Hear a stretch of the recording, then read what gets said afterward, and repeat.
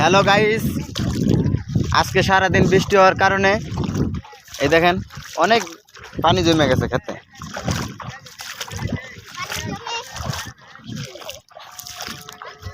ছোটকালে যেমনি মাছ ধরতাম,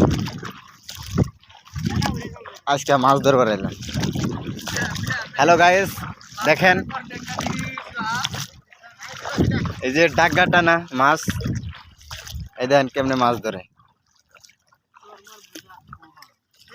দেখেন এই যে রুই মাছ, এই যে দেন দাঁড়িনা গুলা ফাল দিতেছে।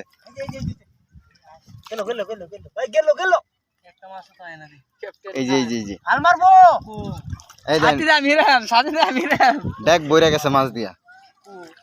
এই যে ফোনাটা তোর তোর তোর